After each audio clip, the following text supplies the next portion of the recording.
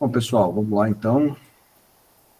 Bem, dando continuidade, né, ao estudo aí da parte de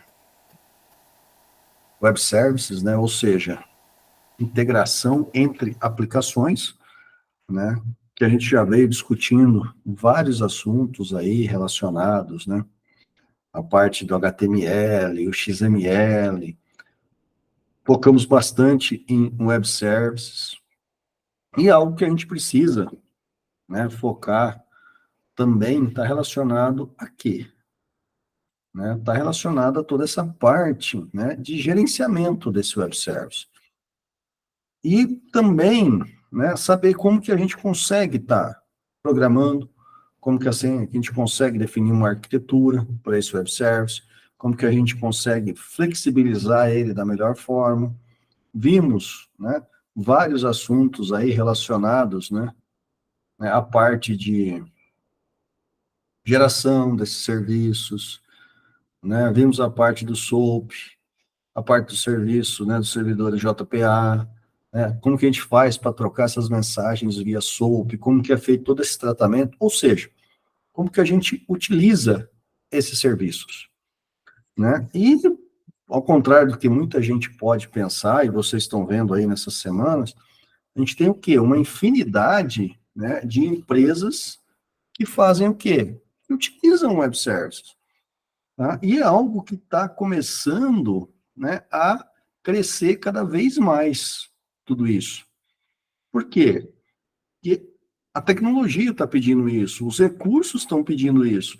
E se a gente tiver, por exemplo, um mercado, né, um nicho de mercado, a gente acaba ou desenvolvendo um web service para que os nossos serviços sejam utilizados, né, ou ainda o quê? Né, utilizando web services de terceiros. Então, é um mercado que está em constante expansão e a gente precisa ter o quê? Conhecimento e saber como que a gente vai estar fazendo uso disso, né? Hoje a gente tem o quê? Basicamente, né, se a gente for pensar aí, 70%, né? Aproximadamente 70% da população mundial faz o quê? Faz uso desses serviços, faz uso de aplicativos que utilizam, né, o web service. E a gente muitas vezes nem vê isso. A gente não tem noção do que está acontecendo, né? Meu exemplo, né, do Mercado Livre, principalmente quando a gente vai fazer o quê? O uso, né, da entrega do produto que a gente comprou, né? Basicamente, todos os e-commerces que a gente tem hoje, que a gente trabalha, tem esse web service, né? Principalmente o que? Web services do correio, mas também web services relacionados a transportadoras. Né? Então, a transportadora ela está prestando um serviço, ela precisa do quê? Disponibilizar esse serviço. Ela tem que pegar e abranger um máximo de clientes. Né? E, consequentemente, a gente tem que ter o quê? O cálculo do custo, de prazo, enfim, todas as informações que a gente está, né, vendo para poder estar o quê? Oferecendo esse serviço e, consequentemente, gerando esse serviço. Tá? Então, o web service que a gente vê aí, o Google, a Amazon, né, faz uso, a Apple, né, aplicações Android, WhatsApp, a Netflix, né, são empresas que fazem uso de web services para poder estar gerenciando tudo isso. Hoje a gente não consegue ter, né, um sistema centralizado e único para poder estar gerindo tudo. É praticamente inviável. Tá? Instituições financeiras acabam incorporando esses serviços, né, porque tem o software legado e tem o software novo. Não dá para simplesmente migrar tudo de uma vez. Tá? Não dá para a gente simplesmente desistir do que tinha antes e vamos fazer tudo novamente, vamos criar tudo novamente. Então, tudo isso está relacionado. E um dos pontos que a gente vem, né, estudando, né, está relacionado ao quê? Como criar, como que a gente trabalha com esses web services, como que a gente gerencia isso. Tá? Então, a gente vai ter o quê? Um conjunto, né, de aplicações que vão ser, né, agrupados ali, e a gente vai conseguir, obviamente, ter todo esse recurso. Então, a gente vai estar integrando várias aplicações numa aplicação principal, montando aí todos os recursos que a gente precisa, todas as informações que a gente precisa para poder estar tratando isso. Então, hoje é muito comum nós termos o quê? Né? O web services do YouTube, para mostrar um vídeo do produto, o web service do correio, né? O web service de transportador, como a gente vem discutindo tanto, né? O web services da própria fabricante do produto, que vai trazer mais informações sobre esse produto. Então, né, qualquer atualização que aconteça no produto que o fabricante está fornecendo, está disponibilizando, se a gente tiver um web service que está buscando essas informações, a gente não vai precisar ter todos esses dados dentro de uma base de dados. Tá? Ou seja, cadastrar tudo isso de forma automática. A gente simplesmente vai fazer o quê? Incorporar isso. Né? Nota fiscal eletrônica é um web service que está sendo utilizado para poder gerar isso. Né? O sistema de pagamento é um web service que está sendo utilizado para poder gerar esse pagamento.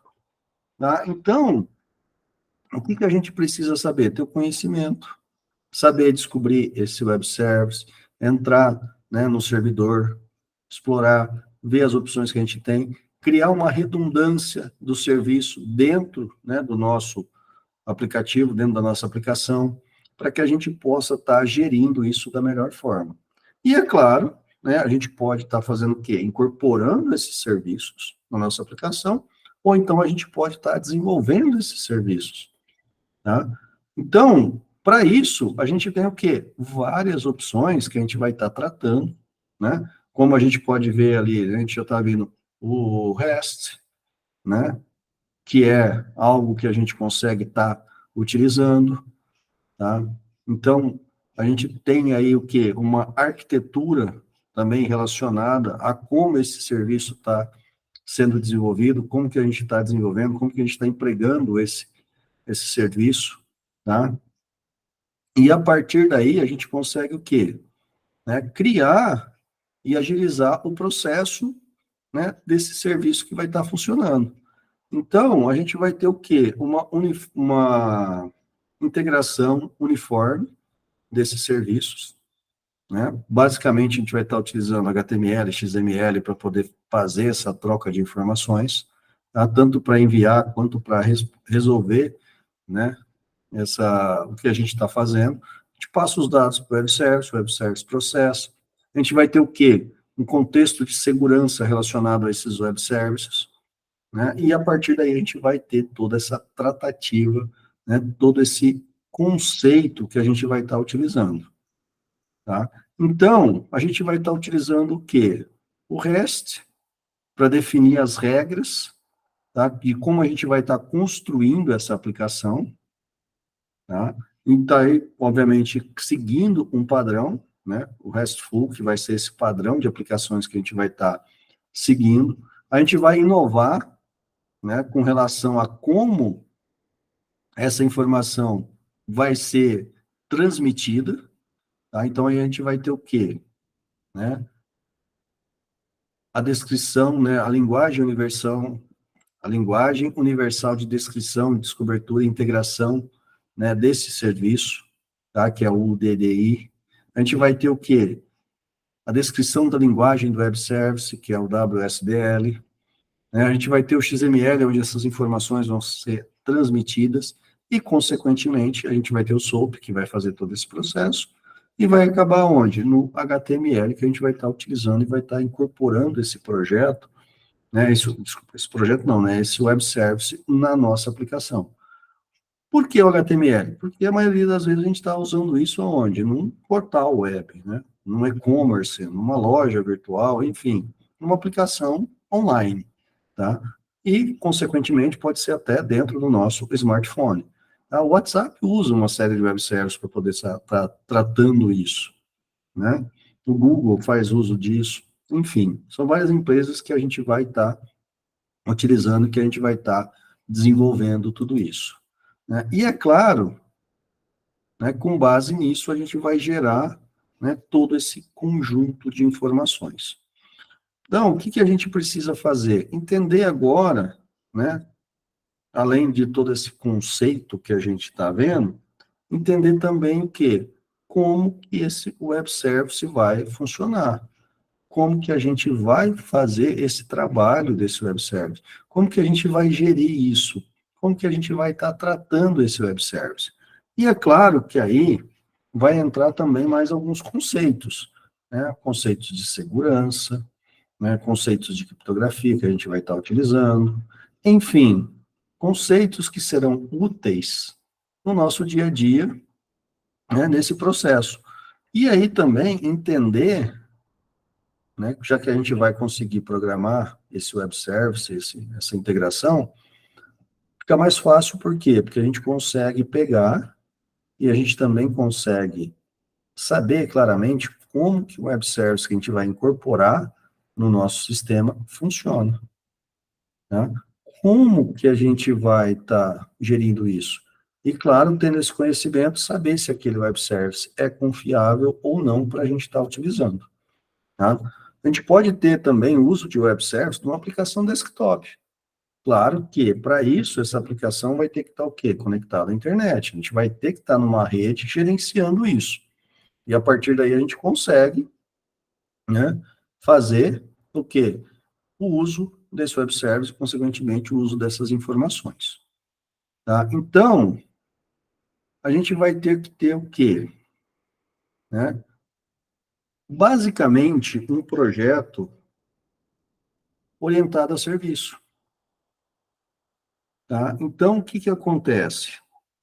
Nós não temos a linguagem orientada a objeto, nós vamos ter um serviço, né? A gente vai estar incorporando no nosso software uma arquitetura orientada a serviços. E a partir daí, a gente vai estar utilizando toda essa estrutura para desenvolver a nossa aplicação. Com isso, a gente consegue o quê? Ganhar tempo. A gente consegue eliminar, né, fases de um processo. Imagine a gente ter que desenvolver todo um processo, né, de utilização da base de dados do correio para poder calcular tudo isso.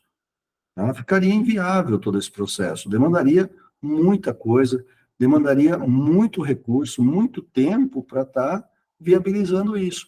E qualquer alteração que acontecesse nessa base de dados do correio, a gente tinha que fazer o quê? Incorporar isso para a aplicação desenvolvida. Qualquer mudança de estrutura teria que refletir diretamente na arquitetura da aplicação que a gente está desenvolvendo. Isso acaba gerando o quê? Um grande custo. Isso acaba gerando, né, tempo, sem contar a probabilidade de falhas que podem acontecer nessas mudanças. Sem contar ainda as falhas que podem acontecer com isso defasado. Por quê? Se a gente tem uma informação defasada, o nosso sistema não vai conseguir gerir tudo isso. A gente não vai conseguir estar fazendo o quê? Né? Gerindo todas essas informações da melhor forma. Então, a gente vai ter vários problemas com relação a isso. Tá? A gente não vai conseguir manter a nossa interface íntegra, né? A nossa base de dados, as nossas informações íntegras com relação às informações que estão sendo atualizadas ali em tempo real. Sem contar que a gente também pode partir o quê? Para a parte financeira. Tá? Então, hoje, quer queira, quer não, todos os projetos, né, de investimento, né, de investimento na bolsa e tudo mais, são web services que estão gerando isso, que estão gerenciando tudo isso. Tá? Então, a gente tem essa flexibilidade muito maior para poder estar trabalhando, tá? Para poder estar validando tudo isso. E é claro, né, a gente tem que fazer o quê? Partir mais para esse processo, né, de certificação. Então, a gente tem que ter o cuidado de estar certificando o nosso serviço, de estar fazendo o quê? Né, mantendo ele coerente, mantendo ele correto, testado, né, seguindo todas as recomendações, né, de qualidade, de processos e tudo mais. Sem contar ainda que quando a gente trabalha com web service, e a gente está utilizando uma linguagem universal, né, a gente passa a ter o quê? Ter uma flexibilidade muito grande de estar utilizando esses serviços nos mais diferentes sistemas operacionais. Eu posso desenvolver um web service, por exemplo, em Java? Posso, claro, com certeza. Vou colocar no repositório. Tá, uma aplicação rodando no Windows vai conseguir consumir esse web service. Uma aplicação rodando no Android vai conseguir consumir esse web service. Uma aplicação rodando no iOS vai conseguir consumir esse web service. Uma aplicação rodando no Linux vai conseguir consumir esse web service. Enfim, não existe um limite para isso. Então, a gente consegue ter algo que vai estar integrando com a aplicação e que não vai influenciar no ambiente que a gente está utilizando a aplicação principal. Porque a aplicação principal simplesmente vai passar uma instrução para esse web service, e esse web service vai processar no servidor, e, consequentemente, vai retornar para a gente essas informações. Então, a gente consegue estar fazendo essa tratativa da melhor forma possível. E a gente tem o quê? Um serviço transparente. E a partir daí, nós conseguimos gerir muito melhor todos esses dados. Tá? Então, aquela questão, né? Eu até estava discutindo com o Edivaldo agora. Poxa, estou com problema para usar um aplicativo no iOS. Poxa, transformo isso num web service, o que vai acontecer? Independente do sistema operacional, a gente vai conseguir estar gerindo esse processo da melhor forma possível. E a gente não vai ter um impacto tão grande nisso. Por quê? Se eu usei uma linguagem que só roda no Windows, eu vou hospedar meu web service no servidor Windows. Se eu usei uma linguagem que só funciona no iOS, eu vou hospedar, obviamente não vai ter isso, tá? Mas eu vou hospedar esse web service num servidor iOS ou no servidor Linux. A partir daí, qualquer aplicação, independente do domínio, né, do sistema operacional, vai conseguir usar esse serviço. Porque é o servidor que vai ser responsável por a execução do serviço de acordo com a solicitação que chegar. E a partir daí eu vou fazer o quê? Simplesmente pegar o resultado desse processamento e colocar em prática. As infinidades são inúmeras, tá? Então, a gente vai ter o quê? Só o cuidado de desenvolver esse web service da melhor forma possível, tá? Para atender às necessidades, com as qualidades, utilizando os recursos, a arquitetura necessária que a gente tem, e a partir daí a gente ter como fato, como fator, né, decisivo, essa utilização. E a gente vai conseguir, obviamente, gerir, né, toda essa parte da melhor forma possível. Uma das coisas que eu queria também comentar e aproveitar, já enriquecendo né, a aplicação, né, e essa explanação de hoje, está relacionada, por exemplo, né, a parte do quê? De como a gente vai estar utilizando esses serviços. Então, eu procurei formatar, né, a, as questões da TD2 relacionadas a um estudo de caso. E eu acho que nada mais simples do que a gente discutir um pouco sobre isso, né? Focado em toda essa parte, né? Então, qual que é a vantagem da gente estar utilizando uma arquitetura de microserviço orientada a serviços, né, no desenvolvimento desse projeto? Ora, independente do domínio que eu estiver tratando essa aplicação, o microserviço vai fazer o quê? Facilitar esse processo. Se é um processo de pedido, como eu coloquei na questão, o que vai acontecer? A pessoa vai fazer o pedido, né? O cliente vai estar lá programando o pedido, vai passar as informações e esse pedido vai ser processado. Ou seja, a interface que o cliente tem, caso alguma coisa no processo de execução do pedido mude, vai ser transparente para o usuário. Ele simplesmente vai fazer o quê? colocar os dados que ele quer para esse pedido. A partir do momento que ele passou os dados, o processo de realização do pedido, se ele mudou, isso é transparente para o usuário, porque eu estou fazendo isso no web service. Agora, um ponto que a gente tem o quê também, que é muito comum, tá? Empresas têm um e-commerce, obviamente que vai funcionar num browser, e também tem o quê? Um aplicativo para poder também, né, funcionar no seu smartphone. Independente desse smartphone ser o quê? Ser Android ou iOS, o sistema operacional. Tá? O que, que vai acontecer? O processo de execução do serviço é um único serviço. É um microserviço que vai executar o pedido. Independente do sistema operacional, independente do dispositivo que eu estiver executando a minha aplicação, o serviço vai funcionar transparente. Pensa no seguinte, eu desenvolvi um portal, um e-commerce, para funcionar num browser. Eu desenvolvi um aplicativo desse e-commerce para funcionar no Android. Eu desenvolvi um aplicativo desse e-commerce para funcionar no iOS. Então, notem que, claro, eu fiz aqui 3 distinções desse aplicativo: browser, Android e iOS. Não estou nem considerando o desktop. Tá? Eu poderia colocar aí uma quarta opção, um aplicativo que seria instalado no desktop, para funcionar ali. Então, eu teria 4 opções de aplicativos. Tá, isso tudo está o quê? Centralizado. Então, o processo de executar um pedido foi implementado para funcionar no browser, para funcionar em desktop, para funcionar em iOS e para funcionar em Android. Ou seja, eu fiz 4 implementações distintas desse processo.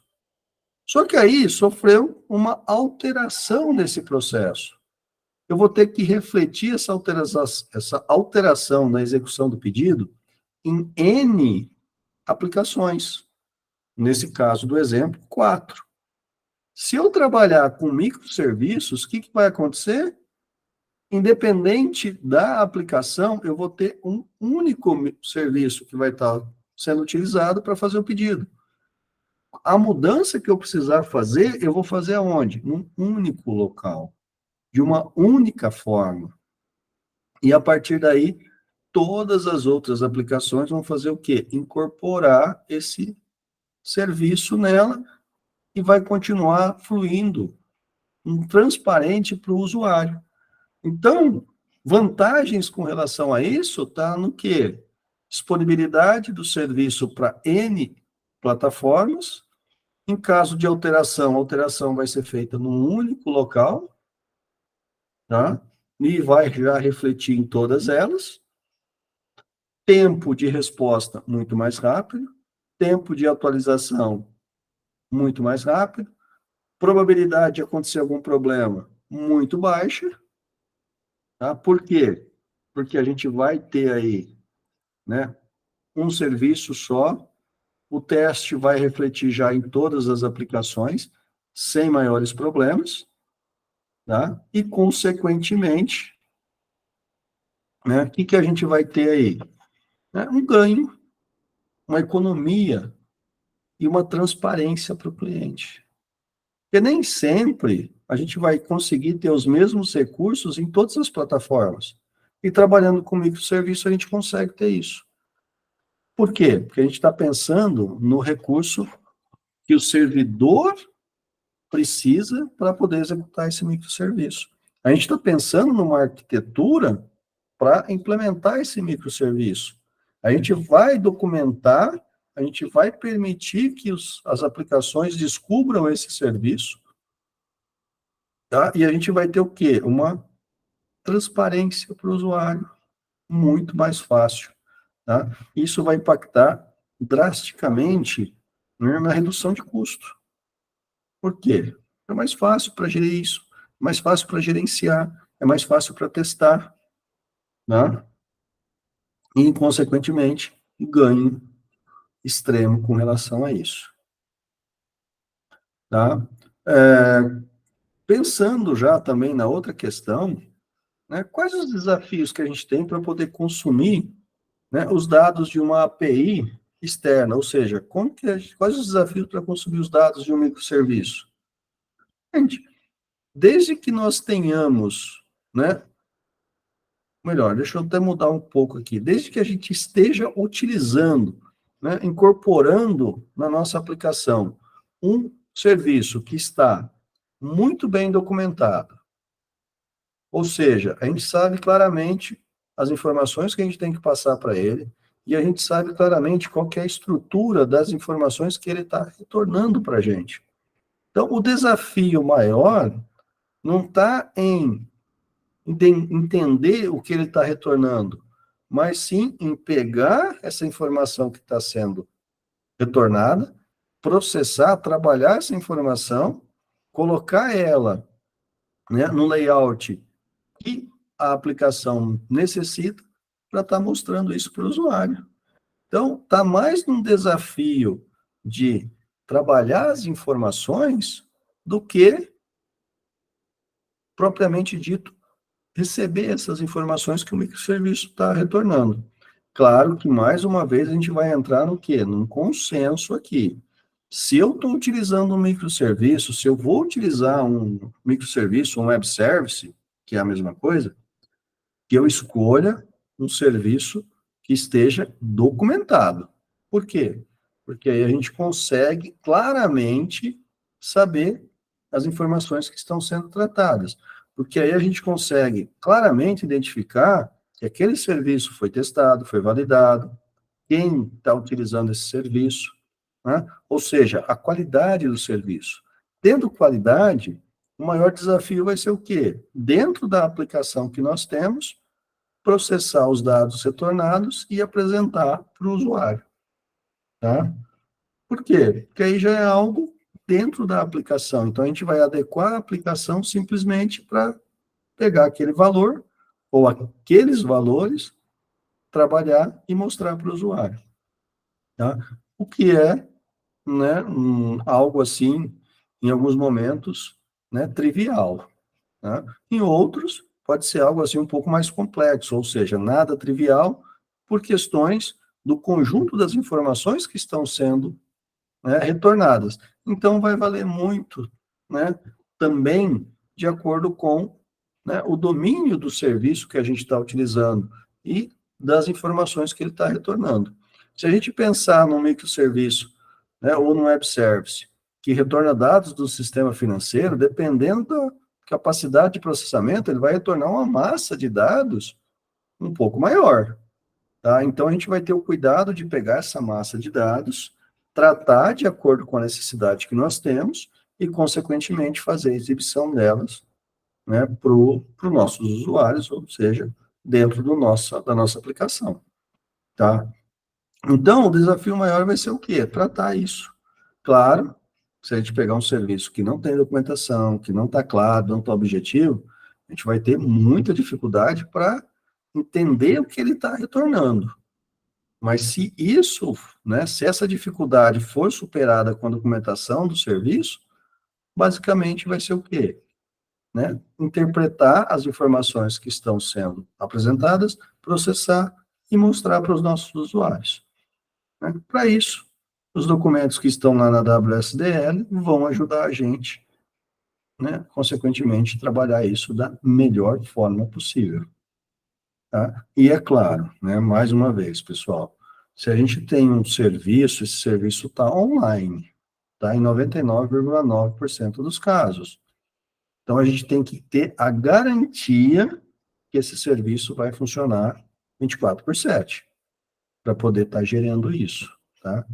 E aí, algo interessante aqui que vocês também viram aí no material são que as empresas que fazem uso, né, desses serviços, as empresas que usam, que utilizam esse serviço. E a gente pode estar fazendo o quê? Criando esse serviço nas mais variáveis linguagens. PHP, Python, C Sharp, Java, e, consequentemente, está incorporando esse serviço também nas mais variáveis linguagens. Tá? Todas as linguagens são compatíveis para a gente poder estar trabalhando com serviços. Algumas mais simples, outras um pouco mais complexas, mas todas elas são, né, utilizadas para isso. Então, a gente consegue estar, né, inovando com relação a isso. E fica muito mais fácil, claro, para a gente estar trabalhando em tudo isso. Né? Então, só mostrando mais um negócio aqui para vocês, por exemplo, vocês viram no material lá que ele traz, né, os usuários, né, e quando a gente está utilizando, né, as informações. E tem uma tabela ali, né, quando a gente vê essa parte de crescimento de uso, né, de aplicativos. E claro que esses aplicativos fazem uso desses serviços. Tá? Por quê? Porque isso está constando, isso está mais fácil em deixar isso na nuvem para poder ser incorporado. E quem vai resolver esse serviço, né, esse web service? Justamente o servidor que está hospedando ele. Tá? Então, a gente tem aí uma infinidade, né, que a gente vai estar trabalhando com relação a esses serviços que a gente está trazendo. Tá? E tem muita informação, tem muito, né, valor incorporado, né, a esses serviços. Tá? Isso vai desde armazenamento de informações, né, armazenamento de dados, de imagens, gerenciamento de e-mails, né, troca de mensagens, streamers. Então, tudo isso está relacionado a esses serviços e, consequentemente, a gente consegue ter aí um ganho muito e muito grande com relação a tudo isso. Pessoal, então, né, basicamente o que vocês viram nessas últimas 4 semanas está relacionado a isso. A importância da gente estar utilizando serviços ou microserviços, né? A arquitetura que a gente está utilizando, que a gente já veio falando, né, várias e várias vezes com relação a isso, como tudo isso, né, deve ser tratado, como tudo isso deve ser gerenciado, né, todas as informações que a gente deve colocar, ou seja, como esse serviço funciona, como que a gente faz para descobrir esses serviços e como que a gente faz para poder estar gerenciando tudo isso.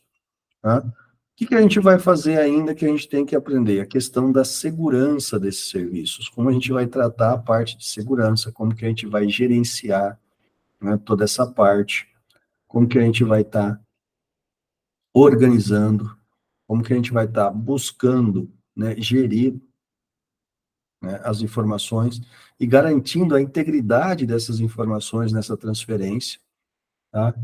Então, tudo isso está relacionado nesse ponto. Então, para o próximo encontro virtual, a gente vai fazer o quê?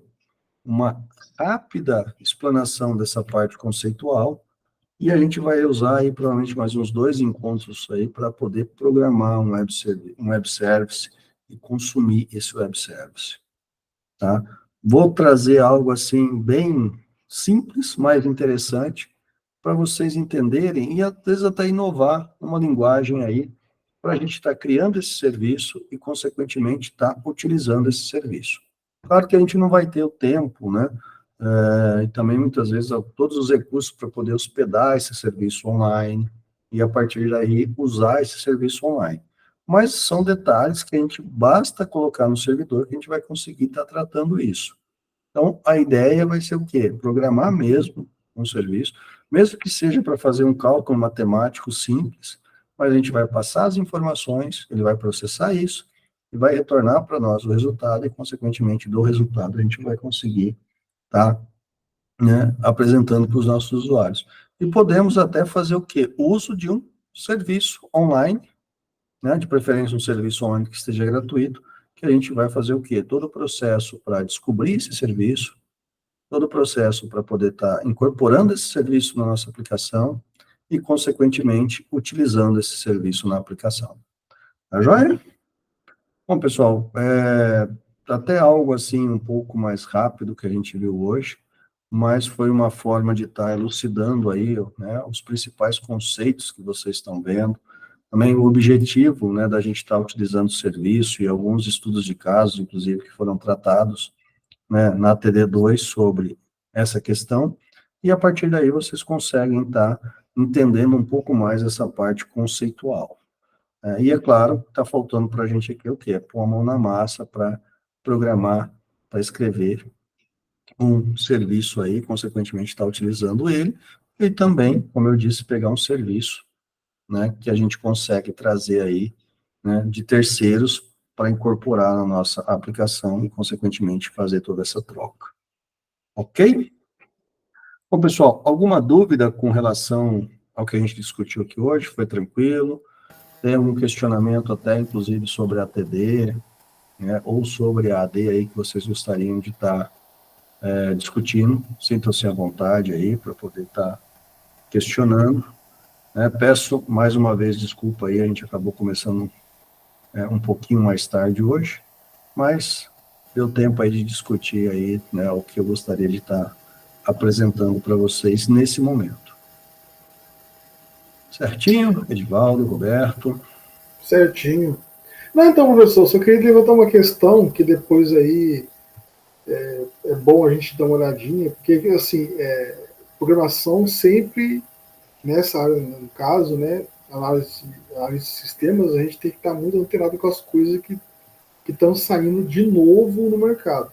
Uma coisa que eu reparei, que isso é logo, óbvio, né, já vem acontecendo há bastante tempo, é que os sistemas legado, eles hoje praticamente já estão migrando tudo para online, para ser todos eles acessados pela internet.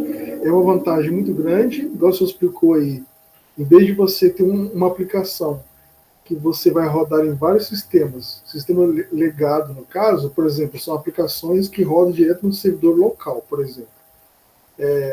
Eu trabalhei numa empresa alguns anos atrás, eu era coordenador de TI lá, entrei como auxiliar, depois eu virei coordenador, e o que acontece? Todos os nossos servidores lá eram tudo interno na empresa. A gente tinha um servidor de e-mail, a gente tinha servidor para o nosso site, tinha servidor, tinha um firewall, servidor de dados, de arquivos, né? Nesse caso é interessante você manter, né, ele local. Mas assim, de e-mail e de o nosso sistema que a gente usava lá, que era um sistema para geração de pedido, de estoque, financeiro, comercial, toda a parte, essa parte da empresa, era um servidor local nosso, o banco de dados ficava local, não tinha ele acesso externo, e assim, era muito complicado porque assim, o que acontece? Lá tinha, inclusive lá a gente tinha servidor, olha que loucura, tinha servidor de antivírus. A gente usava o Kaspersky Server, você comprava a licença e eles mandavam para você o servidor para, imagina, 200 máquinas acessando a internet ao mesmo tempo para atualizar o antivírus. Então, como é que funcionava? Você instalava o antivírus na máquina e apontava o IP do servidor local. Então, todas as máquinas, primeiro o servidor atualizava a base dele, do antivírus, depois as máquinas locais acessavam esse servidor para atualizar o antivírus. Então, assim, era interessante, era muito bom, mas, assim, eu cuidava dessa parte. Inclusive, quando eu entrei lá, não tinha esse servidor, eu que montei ele, porque quando as licenças dos servidores do Kaspersky, do antivírus, venceu, e quando foi renovar, aí eu tive que, uma das coisas lá que vinha no e-mail lá, que a Kaspersky mandou para a gente, era essa opção de ter o servidor local. E esse serviço eles forneciam de graça o servidor. Você tinha que só ter a máquina, você baixava, montava em Linux, e você hospedava o servidor no servidor Linux, e depois as máquinas atualizavam nele, em vez de todas as máquinas sem internet para atualizar, que sobrecarregava a internet. Né? E Sim. assim, quando eu estava lá, a gente usava um sistema, e depois a gente teve uma conversa com o professor TOTUS para poder migrar o nosso sistema para o TOTUS. Só que assim, era completamente inviável. O TOTUS é caríssimo, caríssimo mesmo. Na época que eu me lembro lá, para implantar o servidor, acho que era papo de R$ 100 mil. e assim, e eles vendem por módulo. Então, assim, módulo do comercial, módulo financeiro e módulo de RH, por exemplo, você paga a parte fora o servidor que tem que estar na empresa. Hoje a TOTOS já tem, se eu não me engano, ele já tem o sistema tudo online. Então, assim, o servidor roda neles lá, direto neles. Aí você tem o login da sua empresa, você loga e você usa o sistema deles. O que eu vejo é que, assim, muita coisa hoje em dia está deixando de ser multiplataforma, por exemplo, para Windows, Linux e Mac, para você criar a mesma aplicação 3 vezes, em vez de você criar todo esse trabalho, eles estão migrando para tudo para a web. É interessante? É interessante, você vai ter um ganho de tempo muito grande, você vai ter assim, a vantagem de quando você tiver um problema, você vai resolver esse problema para todas as plataformas. Mas a questão assim, que eu vejo muito acontecendo, inclusive até o pessoal da IBM fez uma loucura aí que eu estava vendo, eles estão gravando todos os arquivos deles, da IBM, em fita, porque eles estão com medo de no futuro próximo a tecnologia, no futuro não ter tecnologia para acessar os arquivos que eles têm hoje. Ou seja, é uma coisa muito louca. Os caras estão gravando em fita. Eu já vi já essa gravadora já. É como se fosse um VHS grande, sabe? E ele grava as informações nele. E é um formato que qualquer tecnologia consegue abrir aquele arquivo que está ali. E é caríssimo também. Eu vi o preço de umas fitas de backup aí, é absurdo. É coisa de 20 mil, 30 mil reais um negócio desse. É muito caro. Mas assim, eu acho que assim, para uma empresa pequena, médio porte, você ter sistema legado ainda funciona muito bem. O sistema legado que eu falo é você ter o sistema local funcionando local, um pequeno servidor local. Por exemplo, eu estava pesquisando, assim, eu estou começando a fazer alguns serviços por fora aqui, porque aqui em São José tem muita empresa pequenininha, eu vejo que o pessoal não tem esse costume de ter servidor. Então, assim, eu achei um sistema, depois eu posso mandar para o seu WhatsApp lá, para quem quiser também, que chama Universion. Universion, ele é um sistema de Active Directory em Linux. Ele foi feito a base dele é Debian, só que toda a interface gráfica dele e para você ter servidor de arquivos, ele foi feito em Python. É muito interessante porque você já baixa a ISO e você instala ela e você cria lá o domínio e simplesmente você acessa pelo navegador, você cria os grupos de usuário, você cria os usuários, você pode colocar senha, você pode colocar tudo. Ele tem um sistema de backup, só que assim, para uma empresa pequena, por exemplo, de 20 funcionários, por exemplo, que não tem um servidor de arquivos, aqui em São José, aqui em Jacareí, tem uma empresa que chama Chá Alimentos. Eles fornecem alimentos para as escolas, para as coisas aqui em São José. Tudo que é da prefeitura, eles que fornecem os alimentos, né? E eles são clientes da loja que eu trabalho de informática lá. É impressionante. Todo mês eles mandam lá 20 máquinas para poder arrumar, 15 máquinas para poder consertar, ou trocar um HD para SSD, ou formatar, ou trocar alguma peça que queimou, uma tela, o que for. E o primeiro requisito que ele já manda um e-mail já escrito assim: por favor, fazer o backup dos arquivos. Ou seja, eles não têm um servidor de arquivos na empresa. E esse servidor Univision, Universion, chama, Universion. Esse servidor de arquivo, ele roda no Raspberry Pi com 1 GB de RAM. Então o que você faz? Você instala ele no computador, pode ser essas máquinas, porque assim, para servidor, o interessante é você ter mais memória RAM. Processador não é nem tanto, mais a memória que consome.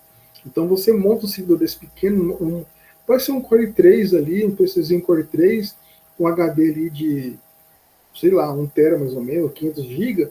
Depois você coloca mais uns 2 ou 3 HDs para salvar esses arquivos, e mais backup, mais uns 2 ali para backup, E assim, você tem toda essa infraestrutura salvo numa máquina. Agora você imagina uma empresa, eles são grandes, essas Chá Alimentos, eles são muito grandes.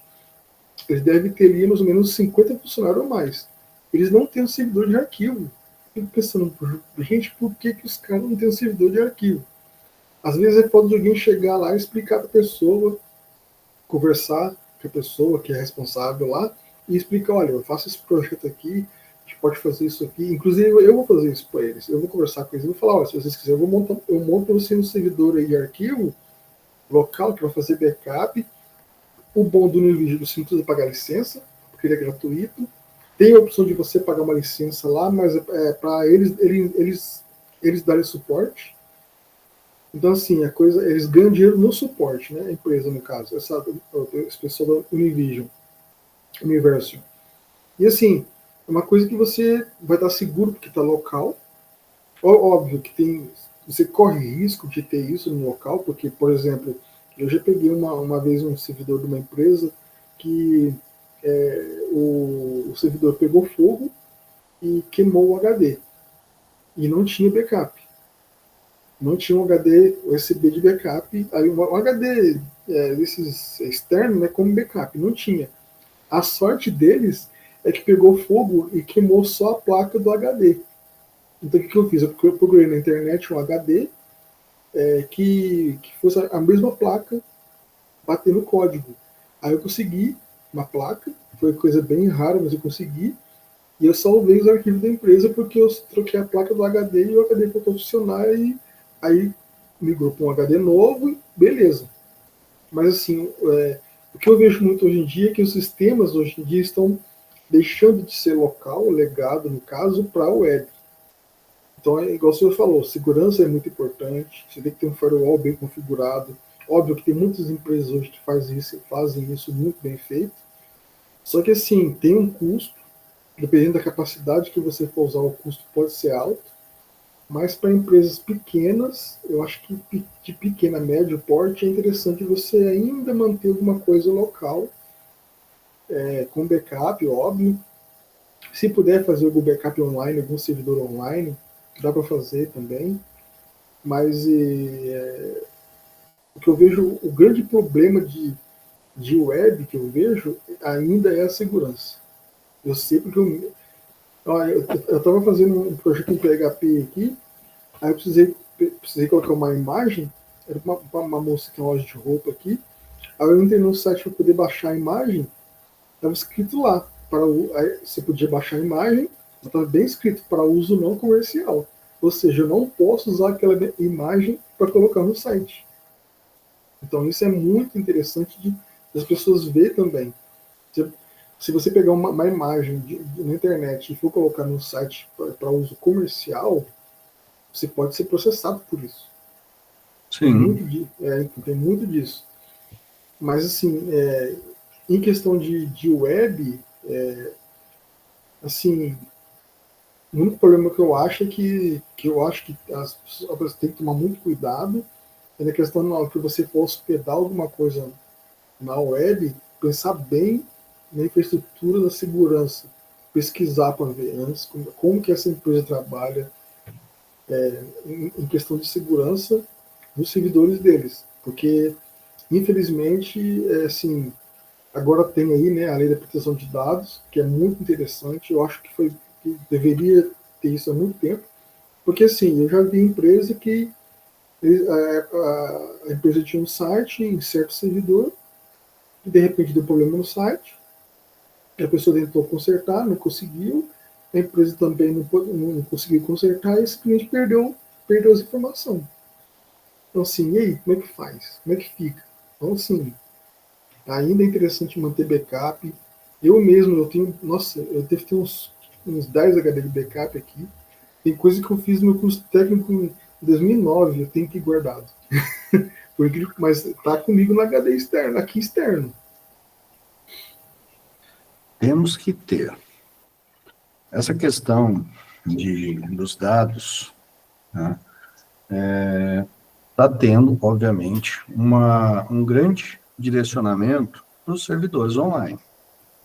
Advento da cloud, né? O pessoal está levando, o advento da cloud está aí, o pessoal está utilizando. No começo teve aí alguns entraves que muita gente não estava querendo, tá? Mas agora as coisas estão mudando e o pessoal, obviamente, entrou, né, nesse clima e está usando bastante. Mas tem um detalhe aí com relação a isso. Tá, aonde esses servidores estão? Que país que esses servidores estão? Qual que é a garantia de segurança, né, das informações que estão colocando lá? Qual que é a garantia, né, de segurança dos servidores com relação à invasão, dentre outras coisas mais. Tá? Então, isso levanta muitas hipóteses também, levanta muita preocupação. Claro, tem muita gente que tem muitas empresas que simplesmente estão pegando alguns servidores e estão confiando, né, no recurso que está ali por questões da empresa que está oferecendo esse serviço e tudo mais. Mas também tem o quê? Tem algumas empresas que estão deixando de usar a nuvem.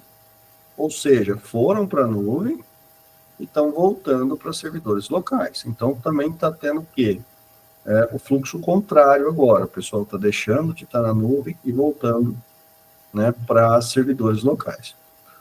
Não sei ainda todos os detalhes do porquê algumas empresas estão optando por isso e estão voltando, né, para isso. Claro que o que acontece? Quando a gente trabalha com sistemas legados, os sistemas são o quê? São difíceis de evoluir. Porque muitas vezes se perdeu o código, muitas vezes está com uma linguagem onde você já não tem mais o profissional para poder estar trabalhando, você só tem um executável, por exemplo. Então, existe aí uma série de fatores que muitas vezes acabam impactando, né, e dificultando você manter esses códigos legados. Então, a gente também tem que tomar um certo cuidado com relação a isso, tá? Por quê? A gente também tem que gerir essas informações. Será que hoje é melhor descontinuar um software legado, reescrever ele de novo, com outra linguagem e tudo mais? Há controvérsias em algum ponto.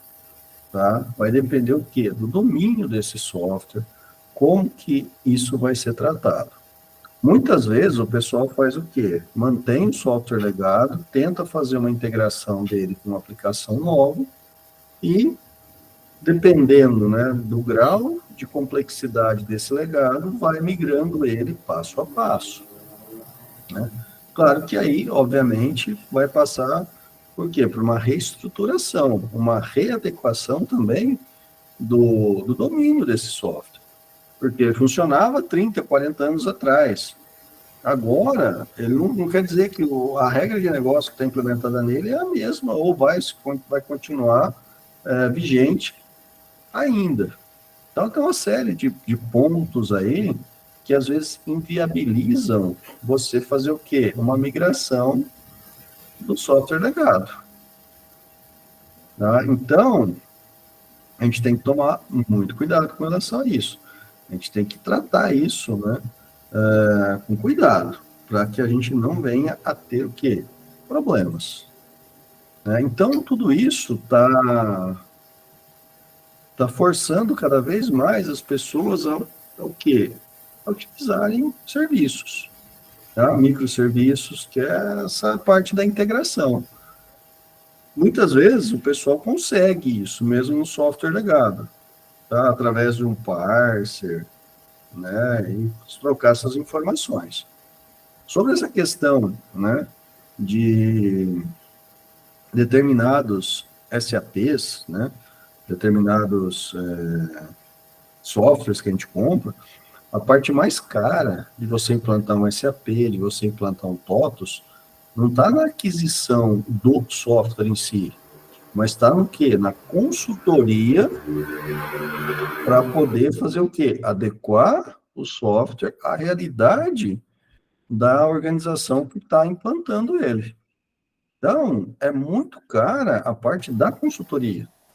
E para isso, entra outros fatores, tá, relacionados a isso, que é a questão de processos, que é o entendimento de como a informação sai, como a informação flui dentro desse contexto organizacional e mais focado nessa parte de software. Então, são vários fatores que são tratados ali e devem ser considerados, né?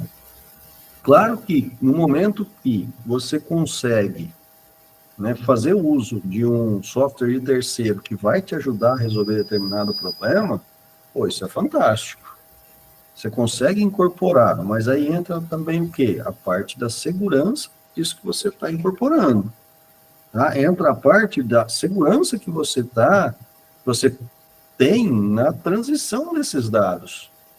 Porque a LGPD, ela está aí. A Lei Geral de Proteção a Dados, ela é incisiva, tá? Com relação à segurança dessa informação. Então, mais uma vez, vou voltar lá. Vou usar um serviço, qual a garantia que eu tenho de utilizar esse serviço? Por exemplo, vamos pensar no serviço de pagamento. Hoje a gente pode utilizar o quê? O Mercado Pago, o da UOL, que é o PagSeguro. Tá? Então vamos considerar esses dois. São dois web services que eu vou incorporar na minha aplicação, ou seja, eu vou trazer eles para a minha aplicação, mas eu vou passar para eles algumas informações, ele vai processar essas informações, vai me retornar algo. Só que essas informações que eu estou passando são informações do quê? Do meu cliente. Eu estou pegando as informações que o meu cliente cadastrou no meu e-commerce, por exemplo, e estou mandando, né? Estou enviando para um web service. Eu tenho que ter a garantia que essa informação não vai se perder. Por quê? Porque se essa informação vazar, ou se alguém conseguir pegar essas informações, eu vou ser responsabilizado. Tá? Eu, como desenvolvedor, ou como dono desse produto, vou ser responsabilizado. Então, a gente tem que tomar cuidado com essa parte da segurança. A gente tem que tomar cuidado com essa parte da garantia. Porque isso é que vai impactar diretamente entre eu utilizar ou não o serviço. Tá? O mesmo, quando eu jogo todas essas informações, quando eu levo todas as informações para a cloud. Quem me garante a segurança dessa cloud, a segurança desses servidores? Quem me garante a redundância desses dados, o backup desses servidores na cloud, desses dados na cloud? Porque eu posso contratar também um serviço de backup. Então, tá lá os dados hospedados nos servidores, num país que ninguém sabe quem é, ou quando é, aonde é. Pode ser até no fundo do mar. A Google tem containers com servidores dentro do oceano para evitar, para economizar ar-condicionado e garantir o funcionamento dos servidores que estão ali. Por quê? Porque debaixo do oceano a temperatura é fria. É frio, então eles não precisam de ar-condicionado para manter isso funcionando. Então, quem me garante isso? Quem me garante a proteção desses servidores, a garantia que ele vai estar funcionando 24/7? Tá? Então, tudo isso está relacionado. Tenho que fazer o backup? Tenho, com certeza. Posso levar os dados na nuvem, né? Subir os dados para a nuvem e eu fazer um backup local?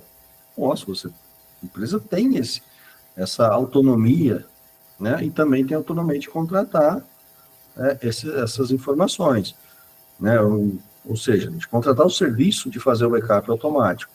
Mas também tem o seguinte, esses dados que estão na cloud, que estão nos servidores em algum país, esse país não está sujeito às leis de segurança brasileira. Não. Esses dados, por estarem em outros países, estão sujeitos às leis de proteção a dados daquele país.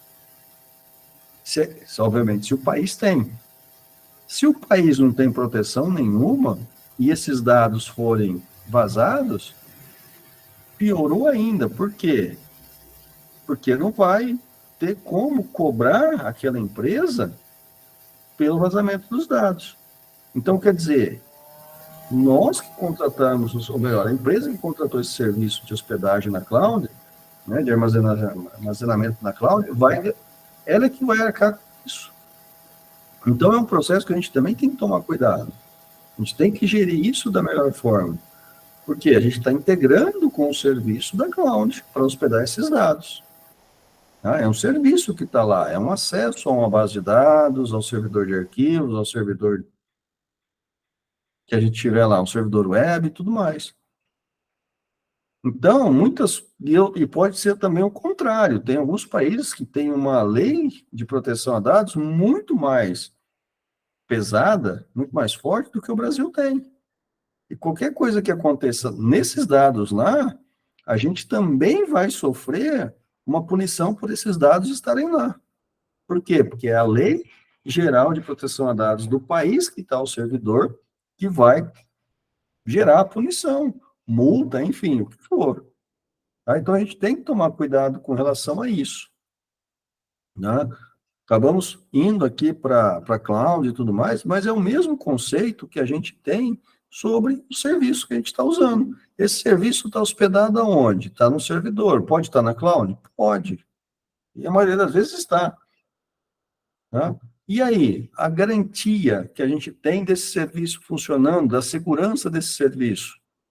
Tá, temos todas as documentações? Temos. O serviço foi testado, foi certificado, foi validado? Foi. Mas e aí? E o servidor que esse serviço está? Ele pode ser invadido. E esses dados podem ser capturados de alguma forma. Então, a gente também tem que tomar cuidado, né, na utilização de um serviço ou para hospedar um serviço nosso que a gente desenvolveu, para que terceiros possam utilizar, a gente tem que tomar cuidado com essa garantia também. Diretamente está relacionado. E a gente vai arcar com as consequências caso isso aconteça. Tá? A gente vai, por quê? Porque isso é cobrado. E vai ser de acordo com as leis do país onde ele está. Então, a gente tem que tomar muito, muito cuidado com tudo isso, pessoal. Essa gerência, esse gerenciamento desses serviços, temos que chegar a um extremo. Senão, a gente vai ter muitos e muitos problemas com relação a isso. Pode ter certeza. Né? Imagine hoje você pegar uma empresa aí, um serviço de pagamento, tá, de cobrança, e você está transitando os dados dos seus clientes. E esses dados vazam de alguma forma. Você vai ser responsável por isso. Mesmo não tendo nada a ver, a culpa foi minha. Não, não foi, mas você contratou o serviço. Foi você que caminhou os dados para esse serviço, e esses dados vazaram, você também vai arcar com isso. Então, a gente tem que tomar muito cuidado. A gente tem que ter esse cuidado para gerir isso da melhor forma. Tá? E, obviamente, analisar o que a gente está utilizando. Né? Vou abrindo mais um parênteses aqui. Eu sempre comentei que a gente pode estar, hoje, basicamente tudo se copia, nada se cria, ou tudo se transforma, nada se cria. Então, tudo que a gente pretende fazer hoje, a gente consegue encontrar exemplos de códigos na internet. Ah, eu não vou poder usar, eu vou ter que sempre partir do zero? Não, não é isso. Claro que a gente usando um código pronto, a gente vai ganhar tempo. Só que a gente tem que ter um conhecimento de como aquele código foi escrito para poder entender ele e saber se ele está fazendo exatamente o que se propõe a se fazer. E no momento que eu precisar dar uma manutenção, se eu vou entender esse código para dar a manutenção devida nele. Tá? Então, a gente tem que tomar esse cuidado. Da mesma forma que a gente... Não é simplesmente pegar e usar. Ah, mas eu dei o exemplo dos Correios. Beleza. Quantas pessoas hoje utilizam o web service dos Correios? Quantos e-commerces utilizam o web service do Correio? Tá? Já existe um consenso da segurança. Mas espera aí, essa segurança vai até onde?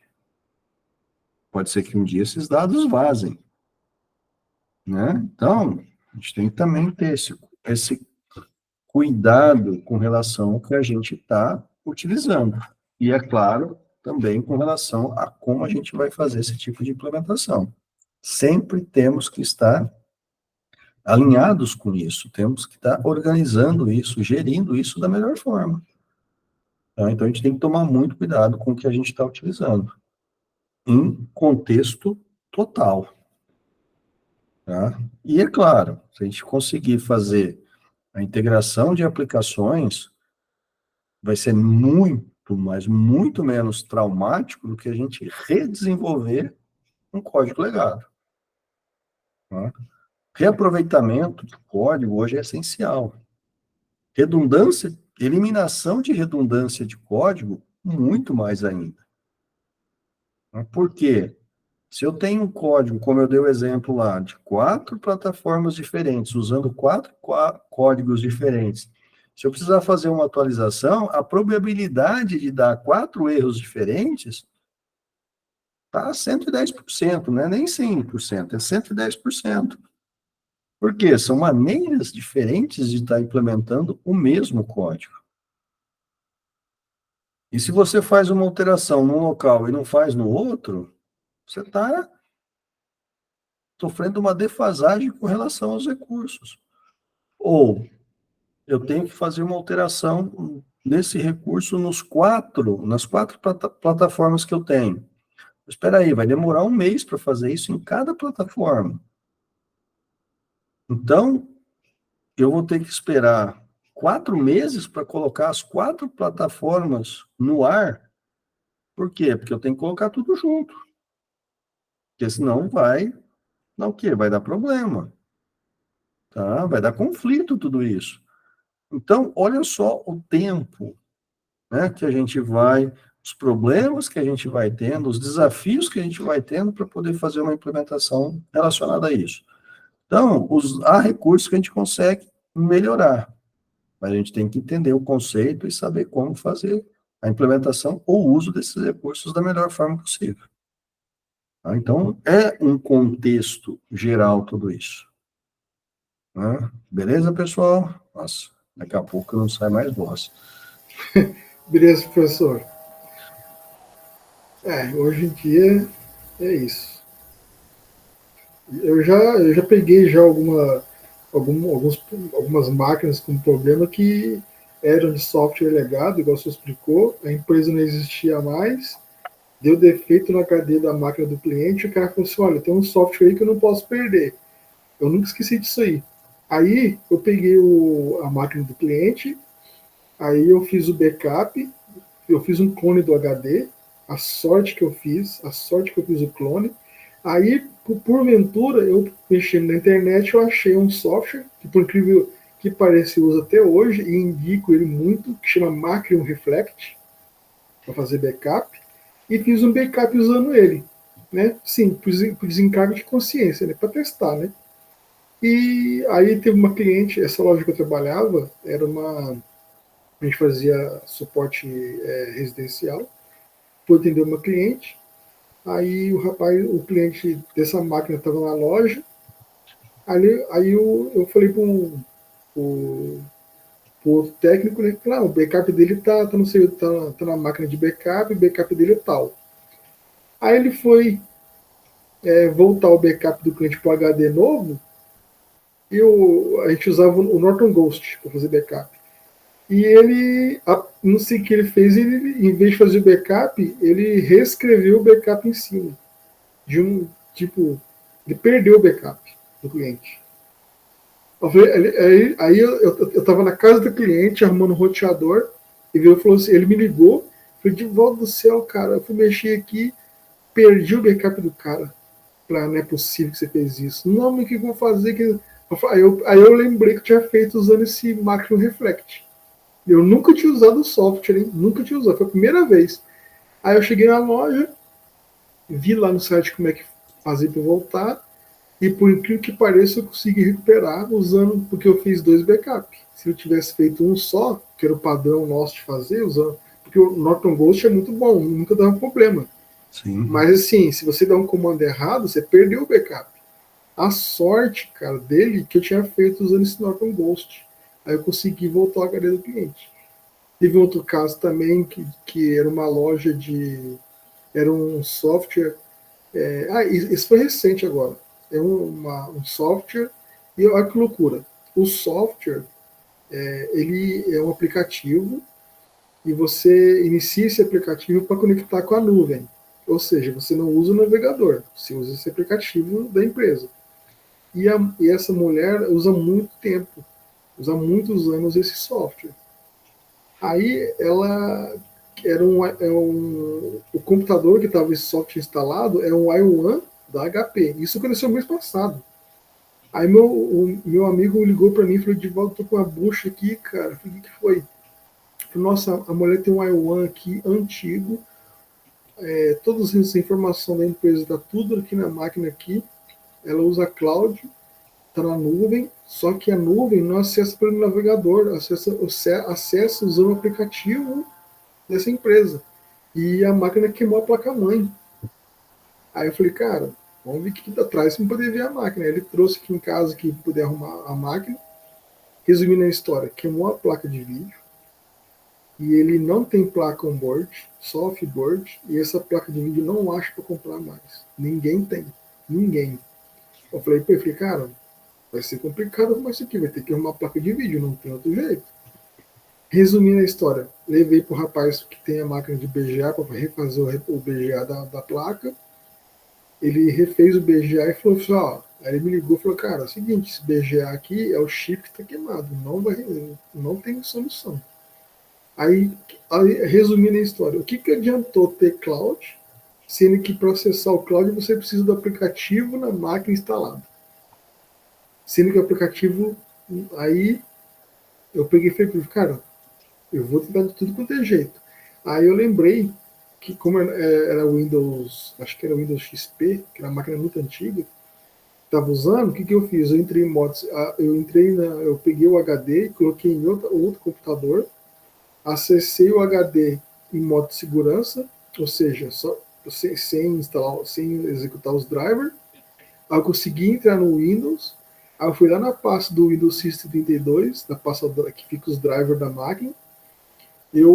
Óbvio, eu fiz um clone do HD antes, né? Eu apaguei a pasta de driver e reiniciei a máquina para ele reconhecer a máquina nova, para ele subir o sistema com o driver da máquina. Aí ele subiu, aí eu consegui acessar. Mas se não fosse isso, já era, não tinha o que fazer, não tinha solução. Uma empresa, acontece muito isso hoje em dia, a empresa ser cloud, armazenar os dados na nuvem, só que ela usa uma aplicação que você tem que instalar no Windows essa aplicação. Então, assim, você, além de você não saber onde está salvo os arquivos na nuvem, você falou, pode estar em qualquer lugar do mundo, e a pessoa ainda tem o risco da máquina dela queimar e perder tudo, porque ela não tem. Sim, Já, existe e é grande. eu fui numa empresa esse tempo atrás fazer um suporte remoto, um suporte lá.